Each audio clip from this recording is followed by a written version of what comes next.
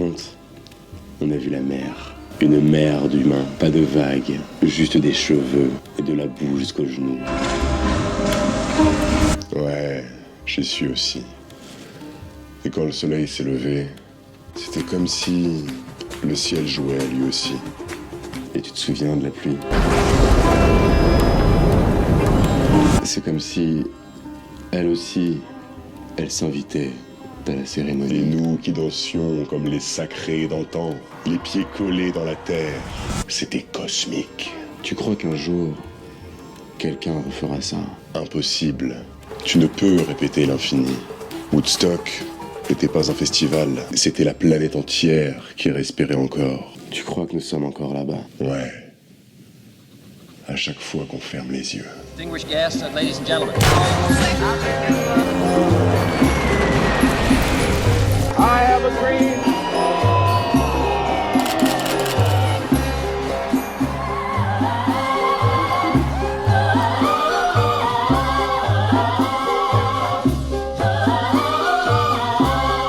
Waouh, ça envoie. Eh bien, le bonjour à toutes et à tous, mesdames et messieurs, j'espère que vous allez bien. Je vous prie de m'excuser d'avance, je parle un peu du nez, je suis malade comme un chien depuis une semaine, ça me rend complètement barjot. Aujourd'hui, dans ce documentaire, je vous propose de voyager avec moi à l'été 1969, dans un simple champ dans l'état de New York, qui est devenu le cœur battant d'une génération. Plus qu'un festival, Woodstock fut le symbole d'une révolution culturelle, une rencontre entre la musique, la liberté et la contestation. Pendant 3 jours, des centaines de milliers de jeunes vont écrire l'histoire. Revenons ensemble sur cet événement mythique qui a marqué le XXe siècle et qui a changé la face du monde à tout jamais, le festival de Woodstock.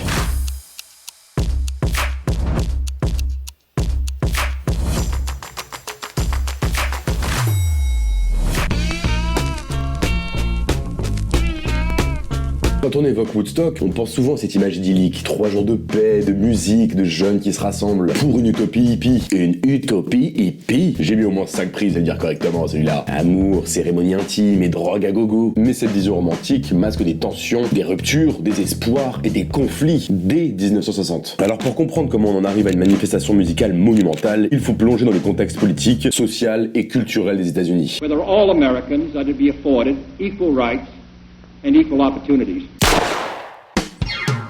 Vendredi 22 novembre 1963. Le début des années 60 commence avec un coup de feu. L'assassinat du président des États-Unis, John F. Kennedy. L'Amérique est une nation en pleine convulsion, plus fracturée que jamais. Plusieurs courants secouent le pays. La guerre du Vietnam est un ferment majeur de protestation. À la fin de la décennie, des centaines de milliers de jeunes américains sont envoyés au front. Et beaucoup manifestent contre ce conflit qu'ils jugent injuste, coûteux et moralement condamné. Le mouvement des droits civiques bat également son plein. Des figures comme Martin Luther King, Malcolm X, les marches pour les droits des Noirs, l'égalité des droits et la lutte contre la ségrégation structure toute une ingénierie politique et militante. I have a dream.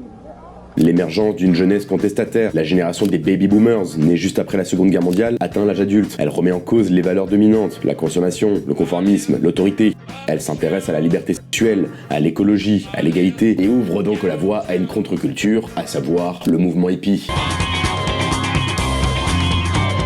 La société de consommation explose. La télévision, les médias, la publicité imposent de nouveaux repères culturels. Mais en réponse, se développe aussi un désir d'authenticité, de retour à la spontanéité, le rejet des artifices. Et dans tout ce foutoir, de cette brèche immensément profonde, émergent des secousses du progrès social, à savoir le début de l'émancipation des femmes, la contestation de l'autorité établie, la révolution sexuelle et l'usage psychédélique de certaines substances, comme le LSD ou la marijuana. A chin fucking chin. Ces différentes tensions mêlées font qu'à la fin des années 60, beaucoup de jeunes ressentent une sorte d'urgence morale. Il faut changer le monde, ne pas accepter l'ordre imposé, vivre autrement. Et quoi de mieux que pour nos copains hippies pour faire entendre leur voix, leur colère, leur contestation, que d'utiliser la musique comme étendard. Et qui plus est, le rock'n'roll.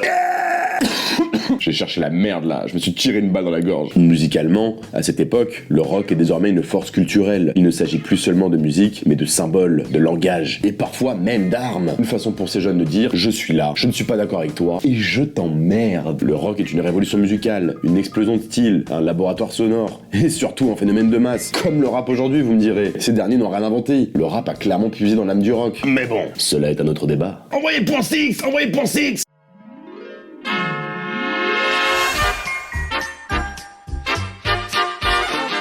Au début des années 60, le rock est encore dans une filiation pop rock'n'roll, avec des artistes comme Elvis Presley, Chuck Berry, Little Richard. Mais très vite, les groupes de la British Invasion, les Beatles, les Rolling Stones, les Who, apportent au rock une complexité et une originalité nouvelle. Oh yeah, tell you something, I think you'll understand. Très vite par la suite émergent des sous-genres, notamment le rock psychédélique. Influencé donc par le LSD, par le désir, l'état de conscience modifié, je pense à...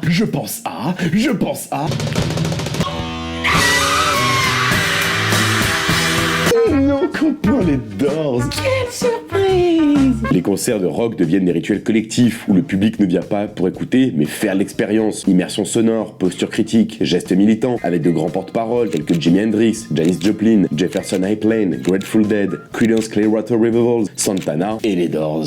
Évidemment. Ah là là, j'ai envie de vous raconter plein d'anecdotes sur tous ces groupes. Mais pour ça, il faudra encore un petit peu attendre dans la vidéo. La patience est une vertu. Tu vas donc rester jusqu'à la fin de la vidéo pour connaître ces anecdotes. Enfoiré! Pardon, je me suis un petit peu emporté. Le rock, pour beaucoup, arrive à dépasser le simple divertissement et devient vecteur d'un imaginaire politique et identitaire. La liberté, l'insoumission, le fameux Make Love, Not War. Tu l'auras donc compris, à cette époque, le rock'n'roll est roi. Le pays explose, les jeunes veulent se déchaîner, oublier les horreurs du contexte actuel qui domine au pays. Et 4 personnes en particulier avaient bien saisi le contexte et le climat qui régnait in the United States of America, terre des braves et de la liberté. 4 hommes, tous dans la vingtaine, plus ou moins, qui voulaient ni plus ni moins que fonder un festival de musique, à l'image de toute cette révolte de la jeunesse qui régnait dans tout le pays. Ces 4 hommes, Michael Lang, Artie Campfield, Joel Rosenman et John P. Roberts. Rosenman et Roberts étaient des entrepreneurs new-yorkais, impliqués dans des projets comme la construction d'un studio d'enregistrement intitulé Media Sound à Manhattan. Lang, quant à lui, avait déjà une expérience en organisation de festivals. Il avait co-organisé le Miami Pop Festival de 1968. Et Campfield travaillait chez Capitol Records et avait de bonnes connexions dans l'industrie. Ce projet titanesque a commencé à germer autour d'un studio à Woodstock, dans l'état de New York, le village de Woodstock donc. De là donc que viendra le nom de ce fameux festival, Woodstock. Tout simplement, pas la peine d'aller chercher très loin. À la base, Lang et Campfield avaient proposé de créer au Studio in the Woods, ou un complexe de studios. Rosenman et Roberts, bien que sceptiques au départ, ont suggéré d'organiser plutôt un concert, un show rassemblant des artistes rock modernes de l'état de New York, pour célébrer ce studio si toutefois il ouvrait un jour. Les réunions et les brainstormings s'enchaînent. Yeah, I'm a brainstormer, love my girl. Et petit à petit, le projet fut transformé en festival de 3 jours. Les 4 hommes ont donc créé la société Woodstock Ventures pour monter l'événement. Ce rêve d'un immense rassemblement musical pacifique est enfin lancé. Mais entre l'utopie et la réalité, il restait un immense gouffre. Trouver un lieu, convaincre les autorités et bâtir en quelques semaines seulement une ville éphémère capable d'accueillir des milliers de personnes. C'est là donc que commence le véritable défi de Woodstock. Un pari jugé impossible pour beaucoup et pourtant relevé contre toute attente.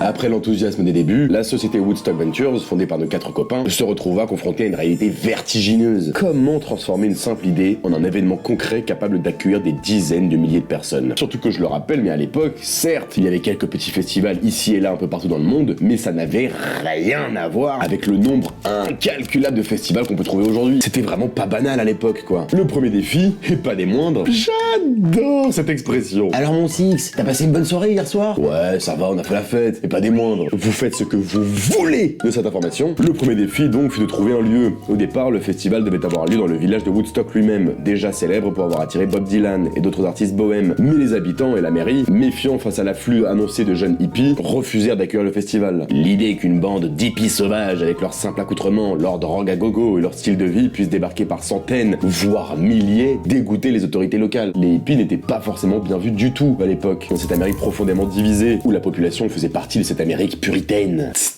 Vas-y, ça me dénerve là.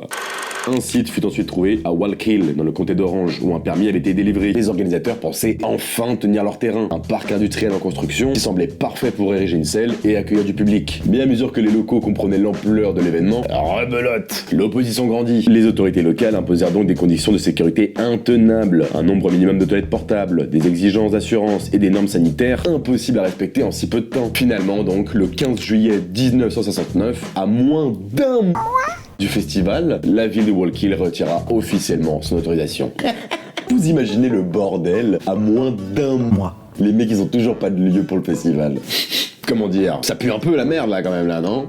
C'est à ce moment critique intervint un certain Max Yasgur, un agriculteur laitier de Bethel qui accepta de louer ses 600 acres de champs vallonnés. Yasgur était un républicain conservateur, mais il croyait en la liberté d'expression et en l'idéal de paix porté par la jeunesse. Son engagement fut décisif. Il aurait déclaré « Si la jeunesse veut se réunir pour chanter et danser, pourquoi l'en empêcher ?»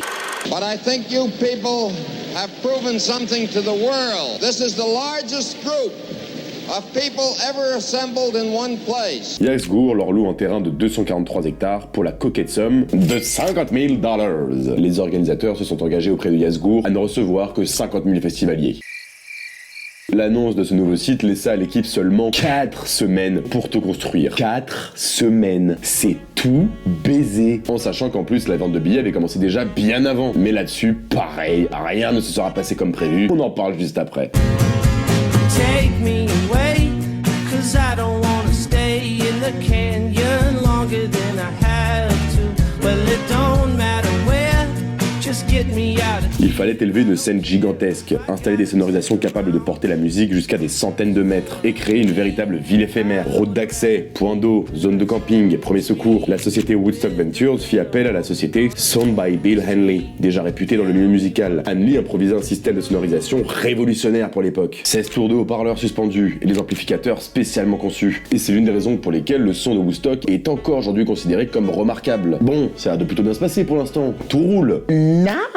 Sur d'autres aspects, l'improvisation dominait. Les routes menant au site n'étaient pas prévues pour un tel trafic. Le parking était rudimentaire. Les sanitaires étaient bien en décalé des prévisions. Initialement, les organisateurs tablaient sur 50 000 personnes, comme je l'ai dit plus tôt. Mais la réalité allait largement dépasser ce nombre. Et pas des moindres. La billetterie donc, parlons-en. Au départ, Woodstock n'était pas pensé comme un festival gratuit, mais comme un événement commercial, censé rapporter de l'argent à Woodstock Ventures. Ce qui est ok, c'est normal. Tu assistes à un concert ou un festival, tu payes ta place. Rien de choquant. Les organisateurs mirent donc en place une billetterie classique. Les premiers billets furent mis en vente en mai 1969, soit 3 mois avant le festival. Les billets pouvaient être achetés par correspondance, dans des disquaires ou des magasins de la région new-yorkaise. Les points de vente incluaient des adresses célèbres comme le légendaire Record Hunter de la 5ème avenue à Manhattan. Une anecdote souvent citée est que certains jeunes fans envoyaient leurs commandes avec des billets de banque simplement glissés dans une enveloppe, et contre toute attente, les paiements furent honorés. Preuve de la confiance et ou de la naïveté de l'époque. Aujourd'hui, on pourrait grave faire comme ça aussi, je pense. Ça passerait normal en 2025. Je hais cette époque. C'est vrai. Je la hais. Au final, environ 186 000 billets furent vendus avant le festival. Déjà plus du double de la capacité normale. À croire que les billets sont sortis de mon cul apparemment. Sinon c'était tenu à cette jauge, Woodstock aurait été un grand festival, mais gérable en soi. Mais évidemment, ça aurait été trop facile. Ok, on a le site, on a une scène, on a les infrastructures, les billets s'écoulent à merveille, et bien plus qu'il n'en faut donc. Mais que vaut un festival de musique? Bah sans musique. Entre en scène, sans vilain jeu de mots. Un nouveau problème donc, la programmation d'artistes. La belle affaire. Le cachet des artistes variait énormément. Jimi Hendrix fut payé environ $32 000, la somme la plus élevée du festival, tandis que d'autres groupes acceptaient des cachets beaucoup plus modestes. L'un des tournants fut la signature de Creedence Clearwater Revival. Selon Michael Lang, avant leur engagement, beaucoup d'artistes hésitaient à s'associer à un festival organisé par des jeunes inconnus. La présence de ces groupes donna un saut de crédibilité qui encouragea ensuite The Who, Santana, Janis Joplin et bien d'autres à signer.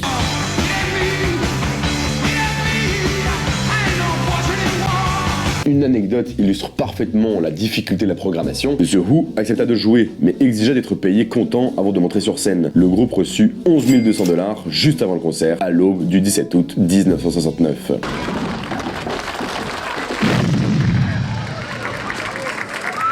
Ah vas-y, c'est les caprices d'enfants gâtés ça. Les petits chéris les Doors là. Est-ce qu'ils sont programmés à Woodstock? Eh bien non. Ah, ça perd l'hypopète, mesdames et messieurs. Mais je me suis rendu compte au montage que pendant quelques minutes, le focus ne se fait non pas sur mon visage, mais sur mes mains. Pour le plus grand bonheur des fétichistes des doigts, mais pour le plus grand malheur de celles et ceux qui me trouvent magnifique. Bref, désolé pour cette petite gêne, je suis flou que quelques petits instants avant de redevenir net. Revenons à la vidéo. La plupart pensent que Woodstock leur a refusé la programmation, mais c'est en réalité tout le contraire. Plusieurs raisons sont évoquées. À l'époque, le groupe traversait une période tendue. Jim Morrison était déjà en conflit avec la célébrité, la scène et les organisateurs. Selon plusieurs témoignages, notamment ceux de Robbie Krieger et John Densmore, les Doors avaient eux-mêmes décliné l'invitation. Morrison craignait le gigantisme du festival et trouvait que c'était trop médiatisé. Hey, what are all these people doing? I hate people. Ça aurait été incroyable s'ils avaient été programmés, t'imagines? Je pense que ça aurait été le meilleur concert de toute ma vie, de loin. Ouais, grave. En plus, j'étais grave né à l'époque, tu sais. C'est bon? Tout est good? Tout est prêt? On peut commencer le festival? Dans le calme, la sérénité? Non. May have been more than an uncontrolled outpouring of hip young people, struggling as they did to survive. First, the 20-mile traffic jams and 5-mile hikes, then the intense heat and sudden rain. À l'approche du festival, la situation devenait critique. Des milliers de jeunes commencèrent à affluer bien avant l'ouverture officielle, installant leurs tentes et campant dans les champs de Yaxgo. Les routes étaient déjà saturées avant même le début du festival. Les équipes techniques travaillaient jour et nuit, mais au matin du premier jour, les clôtures et les guichets n'étaient pas achevés, les barrières de sécurité étant incomplètes. L'entrée ne pouvait donc plus être checkée. Les organisateurs comprirent alors que le contrôle était déjà perdu. Michael Lang le racontera plus tard. On a dû prendre une décision. Soit on arrêtait tout, soit on faisait le pari d'y aller. Peu importe le chaos. Ce sera donc le chaos, mesdames et messieurs. Ce retournement de situation transformera Woodstock Ventures en un gouffre financier immédiat. À la fin du festival, les pertes étaient estimées à 1,3 million de dollars. On peut dire que c'est ballot. Faut se satisfaire du nécessaire. Ah, ballot, pas balou, idiot. Tu verras, c'est fameux. Au final, plus de 400 000 festivaliers pour une capacité de 50 000 à la base franchiront les barrières de Woodstock le 15, le 16, le 17 et le 18 août 1969. Mais attends, pourquoi 4 jours, c'est pas que 3 de base? On y reviendra plus tard. Reste jusqu'à la fin de la vidéo et tu verras pourquoi. 400 000 personnes, du jamais vu pour l'époque. Tout, absolument tout est réuni dans ce festival pour que ce soit un fiasco, voire le chaos ou l'anarchie. Mais malgré les imprévus, les dettes et une organisation au bord du chaos, les portes de Woodstock s'ouvrirent. Pendant 3 jours, la musique, la foule et un esprit de fraternité, de solidarité allaient transformer ce pari impossible en une véritable utopie.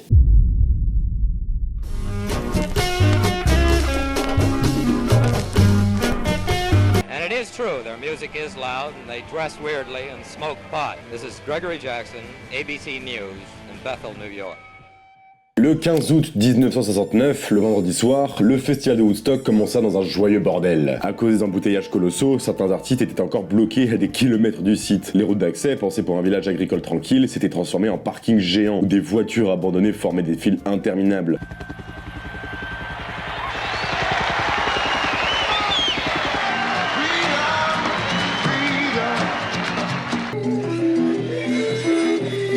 On estime que plus de 30 km de route étaient bouchés dès le vendredi matin. Un petit fun fact amusant, il y aurait eu un témoignage d'un jeune homme qui jusque-là ne connaissait pas vraiment l'existence du festival, a décidé le vendredi après-midi seulement d'y aller sur un coup de tête, comme ça, avec des amis. Ils ont roulé, improvisé sur la route et finirent par arriver sur place. C'était pour lui et ses potes une aventure nécessairement chaotique, mais marquante. Un témoignage parmi d'autres, souvent anonyme, mais toujours poignant.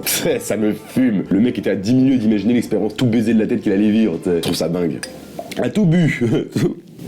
Face au vide sur scène, Richie Evans fut appelé pour gagner du temps. Il devait jouer 20 minutes et au final, il sera resté près de 3 heures. Baby, something's wrong. I don't feel the same. My brother, when I knew my father. Quand il n'avait plus de chansons, il improvisa sur le thème spirituel Mother Last Child, répétant le mot Freedom, Freedom dans une transe rythmique. Cette improvisation filmée devint le premier grand moment du festival.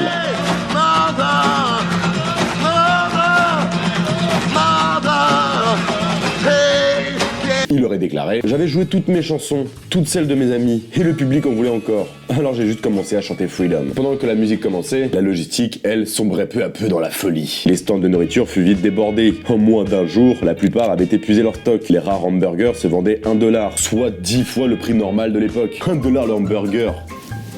J'en veux, moi, de ça. Et le vendredi soir, la pluie transforma le sol en un marécage. Et pourtant, personne ne se plaignait vraiment. I'm gonna call my mother and father because Oh, they think this is going to be like another Chicago, you know, like I'm going to get my head beaten in and they're terrified. So I'm going to call and tell them, ha ha, I fooled you, I'm alive. L'ambiance restait étrangement paisible. Le médecin-chef du festival, le docteur William Abruzzi, parla d'un miracle sanitaire. Il s'attendait à des émeutes et il vit au contraire un esprit communautaire sans précédent. Et un fait assez surprenant mais amusant, mais les habitants des environs étaient à la base hostiles à cet événement, je vous le rappelle. Mais en fin de compte, ils furent touchés par le calme et la politesse de tous ces jeunes. Ils ouvrirent donc leur grange, offrirent du lait, du pain. L'armée a même été appelée en urgence. Elle livra par hélicoptère des vivres, de l'eau et des médicaments. Un officier racontera plus tard: nous étions venus pour contrôler la situation, mais ces gamins n'avaient pas besoin de contrôle, juste un peu d'aide. Ce qui frappait le plus dans tout ça, c'était l'atmosphère. Malgré la pluie, la faim, la boue, personne ne semblait vraiment en colère. Les slogans Peace and Love ou encore No Rain, No Pain circulaient un petit peu partout dans le festival.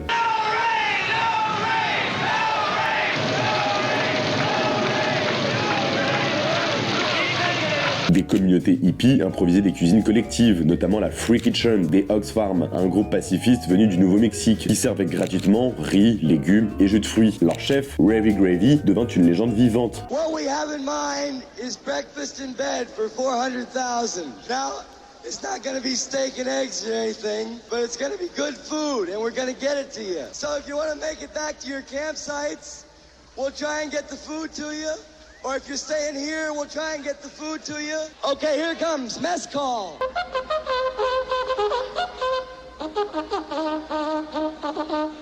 Une petite anecdote amusante encore est que les Woodstock Angels, la sécurité pacifique du festival, leur remplaçaient les policiers absents. Leur consigne: résoudre les conflits avec des câlins et non des armes.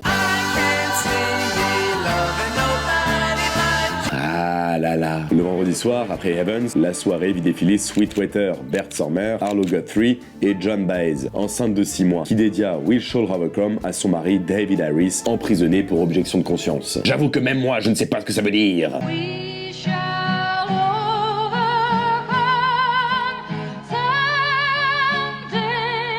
En coulisses, les musiciens dormaient sous des bâches. Certains partageaient les guitares et amplis, faute de matériel complet. Le samedi après-midi, la météo n'est toujours pas terrible, mais reste toutefois clémente. Les artistes s'enchaînent sur scène sans grande complexité.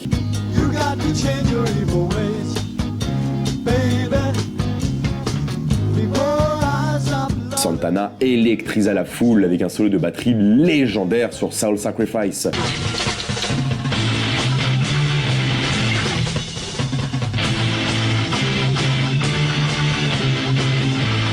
Carlos Santana, ce jeune inconnu du grand public à l'époque, avait pris du LSD avant de venir jouer. Bah oui, pourquoi pas après tout. Ou encore Michael Shreve, le batteur, aurait déclaré: les baguettes se tordaient comme des serpents. Je devais me concentrer pour ne pas tomber de la scène.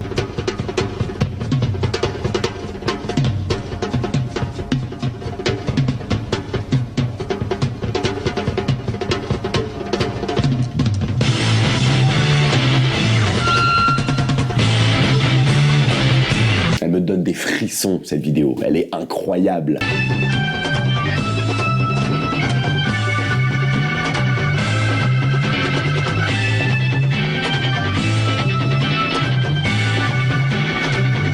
Ou encore la légende de Janis Joplin.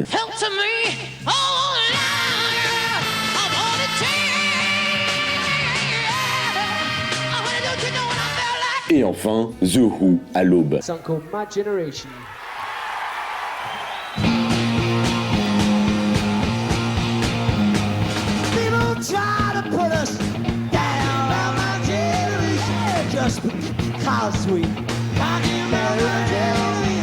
Le chanteur des Who, Roger Daltrey, a raconté qu'il avait accidentellement ingéré du LSD en buvant une tasse de thé avant le concert. Accidentellement. Est-ce qu'il dit la vérité ou pas? On ne le saura pas. Il était épuisé par le trafic, le délai d'attente en coulisses, le manque de sommeil, etc. Le concert des Who est un événement mythique du festival et de l'histoire du rock, tout simplement. Ou encore que près de la grosse scène se tenait un érable, un maple tree, que beaucoup appelaient le message tree. Les participants y laissaient des messages, des numéros de téléphone. C'est un moyen de communication improvisé, entre amis perdus dans la foule, ou de fixer des lieux de rendez-vous. Récemment, malheureusement, l'arbre a été abattu pour des raisons de sécurité. Ou encore cette fameuse photo, le fameux couple de l'affiche ou de la pochette de la compilation Woodstock, emmitouflé dans une couverture. Ces derniers étaient ensemble depuis seulement quelques mois à l'époque, et il devint malgré tout l'une des images les plus iconiques du festival. Et voici pour vous, mesdames et messieurs, le couple quelques années plus tard.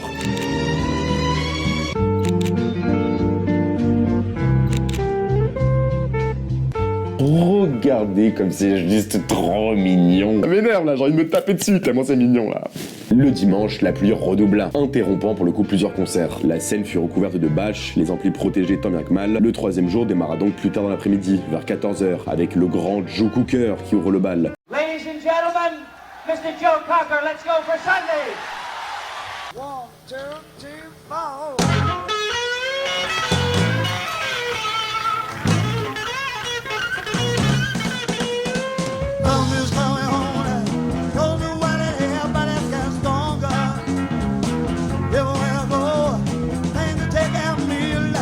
Quelques minutes plus tard, un immense orage éclata. Ce violent orage provoqua un arrêt d'environ 2 heures. Il pleut fortement, la boue devient omniprésente, ce qui donnera naissance à ces images devenues mythiques, cultes aujourd'hui, de tous ces jeunes faisant des glissades dans la boue.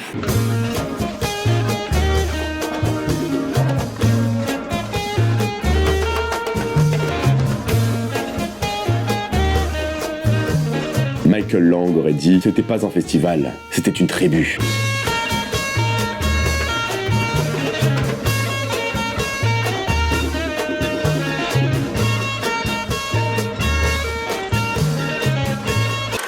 Jimi Hendrix, qui était l'une des têtes d'affiche du festival, devait se produire le dimanche soir. Mais en raison des orages et de la pluie, sa prestation a été décalée au lundi matin. D'où le fait que je vous ai dit tout à l'heure qu'il y a 4 jours de festival en fin de compte, et non 3. Alors que la plupart des festivaliers dormaient ou quittaient les lieux, Jimi Hendrix monta sur scène. Il joua pour une foule réduite de 30 000 personnes. Ah va, 30 000 c'est pas rien non plus. Bon, tu me diras, comparé aux 400 000 de base, il y a une marge. Et ce dernier livra l'un des moments les plus puissants de l'histoire du rock.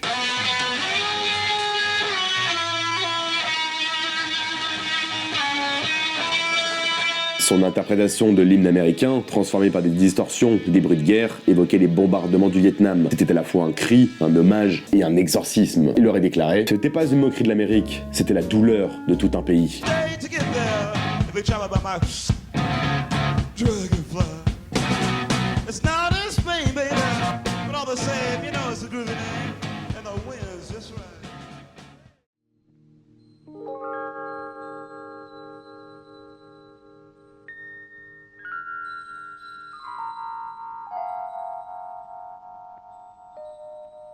Quand les dernières notes de Jimi Hendrix se sont éteintes dans le matin du 18 août 1969, il ne restait sur le champ de Machiasgour qu'un paysage de désolation. La boue, les détritus, les tentes éventrées, quelques silhouettes fatiguées, presque fantomatiques. Et pourtant, pour ceux qui avaient été, ce n'était pas la fin d'un festival, mais c'était la fin d'un rêve. Durant 3 jours, Woodstock avait aboli les frontières entre les générations, les classes et les idéaux. Il n'y avait plus de spectateurs, seulement des participants à une expérience collective. Celle d'une jeunesse qui voulait croire qu'un autre monde était possible, ne serait-ce que le temps d'un week-end. Les organisateurs étaient ruinés, le site était ravagé, mais quelque chose de particulier venait de naître, venait de se passer. Quelque chose qui allait dépasser le simple événement musical. Car Woodstock n'allait pas simplement entrer dans l'histoire, il allait devenir une légende.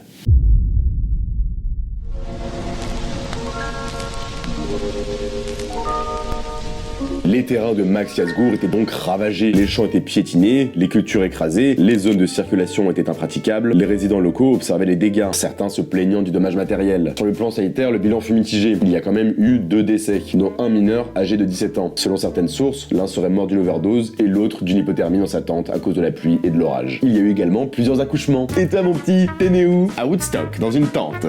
C'est tout niqué, normal quoi. Mais globalement, grâce à l'action collective, aux bénévoles, aux autorités locales, on a évité un désastre beaucoup plus grave. Entre nous, bien que ces 2 décès soient une tragédie, c'est jamais drôle, c'est un véritable miracle qu'il n'y ait eu que seulement 2 décès, si je puis dire. Comme je vous l'ai dit, tout était réuni pour que ça vire au bordel, cette histoire. On comptabilisa aussi des milliers de visites au poste de secours, beaucoup de blessures mineures, surtout aux pieds, à cause de la boue, du verre et des déchets en tout genre qui jonchaient le sol. Immédiatement après le festival, les journaux à l'échelle nationale se sont focalisés sur le chaos. Par exemple, le United Press International publie un reportage très centré sur les aspects négatifs. La pluie, la boue, les spectateurs mal organisés. Certains articles allaient plus loin dans la critique, dénonçant un manque de préparation flagrant, des infrastructures insuffisantes, une gestion amatrice. Bon, en même temps, c'était un peu le cas quand même. Estimates of the crowd ranged up to more than 300,000, and it was that size that caused most of the trouble. That, and the rainstorms that turned the Big Dairy Meadow into a mud farm. Mais néanmoins, très vite, certains médias modifieront leur perspective. Dédommagement de la presse alternative, des magazines hippies et culturels qui voyaient Woodstock non comme un désordre, mais comme un moment de transformation sociale. Rien que ça. Un éditorial d'un quotidien fera remarquer, ce fut une occasion historique. Un étrange mélange de désordre, mais aussi de communion, de défauts, mais de beauté. Nos copains organisateurs du festival, dans les jours qui ont suivi Woodstock, se sont sentis dépassés. Le pari était tenu, certes, mais ils avaient conscience d'avoir accumulé des dettes énormes. Le manque de recettes, à cause de l'entrée libre en grande partie, les coûts de promotion, les remboursements, tout cela pesait super lourd dans la note. Roseman, dans une interview d'octobre 1969, aurait dit « Nous avons monté un festival qui restera dans l'histoire comme le plus grand jamais réalisé », reconnaissant malgré tout que leurs compétences en gestion ne suivaient pas toujours. Mais ils virent toutefois que même dans les ratés, ils avaient gagné en visibilité, en crédibilité auprès de la jeunesse. Cornfield, Lang et les autres percevaient également une ambivalence, fierté du succès humain, mais conscience que beaucoup de choses auraient pu mal tourner. Certains restaurateurs, certains vendeurs, certains techniciens racontèrent qu'ils avaient pensé que le festival serait un fiasco total et furent surpris par la paix relative de la foule. Cette sérénité leur sembla presque miraculeuse. Dès 1970, le film documentaire sur Woodstock fut largement diffusé aux États-Unis et à l'étranger. Il contribua à fixer l'imaginaire, les images de la foule boueuse mais souriante, les guitares dans la nuit, la scène sous la pluie, les gens qui dansaient pieds nus. Toutes ces images devinrent iconiques. Musiciens, artisans du festival, bénévoles, spectateurs publièrent des mémoires, des interviews, souvent très longtemps après. Beaucoup dirent que Woodstock avait changé leur vie, qu'ils avaient été transformés, que ça avait aiguisé leur conscience sociale ou leur goût pour la liberté. Paradoxalement, ce qui était un échec commercial devint un succès culturel. Le festival entra très vite dans la légende. La presse musicale, les revues culturelles décrirent ce festival comme un tournant culturel, carrément. Le mythe se construisit autour de ce paradoxe, une organisation chaotique, mais une communion très forte. Pour beaucoup de ceux qui y étaient, les jours suivants furent emplis d'un sentiment d'euphorie et de communion durable, que le plus difficile avait été de revenir à la vie normale.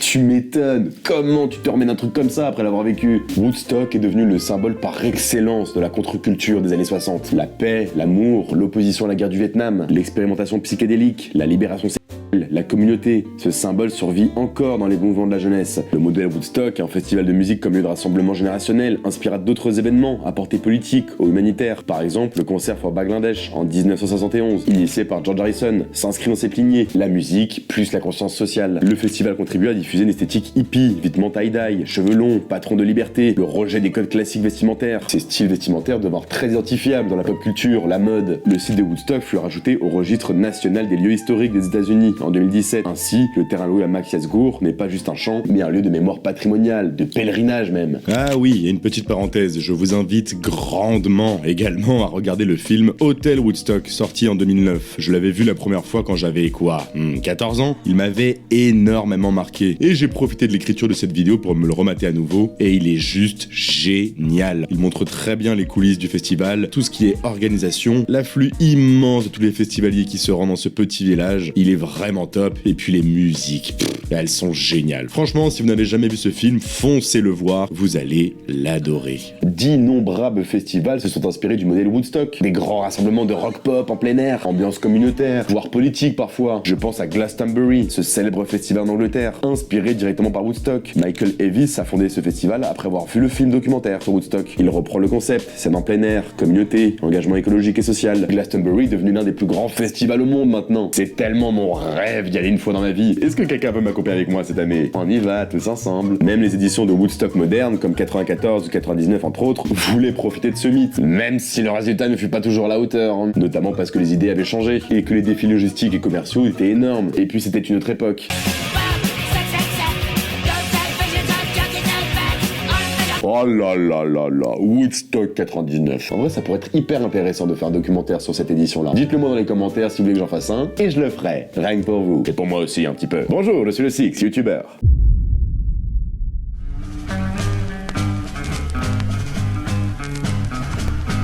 Aujourd'hui, 56 ans après, pourquoi est-ce que le mythe de Woodstock persiste et fascine-t-il encore ? Parce que le temps l'a sanctifié. À mesure que les décennies passent, les souvenirs deviennent légendes, les défauts s'estompent, les symboles s'amplifient. Et aussi, tout simplement parce que beaucoup ont manqué Woodstock, n'étaient pas là, mais ils l'ont vécu par procuration, par le film, par les chansons, par les récits. Ce fameux sentiment de « moi aussi j'aurais voulu y être ». Tout ça, ça renforce le mythe. Parce que les questionnements que posait Woodstock restent actuels. La paix, l'antimilitarisme, la protestation, le rapport à la nature, la consommation, la solidarité. Woodstock 1969 n'était pas seulement un festival de musique. Pendant 3 jours, jours, au cœur de l'été, des centaines de millions de jeunes se sont réunis pour célébrer la liberté, la paix et l'amour. Ce rassemblement est devenu le symbole d'une génération en quête de changement, un cri contre la guerre, l'injustice et les normes établies. Aujourd'hui encore, Woodstock reste un témoignage puissant de ce que peut accomplir une jeunesse unie par des idéaux communs. 3 jours, et pourtant un impact qui a résonné bien au-delà des collines de Bethel, laissant une empreinte indélébile dans l'histoire culturelle et sociale. Ce festival, qui d'une certaine façon aura changé la face du monde. Woodstock 1969. But I think you people have proven something to the world. This is the largest group of people ever assembled in one place.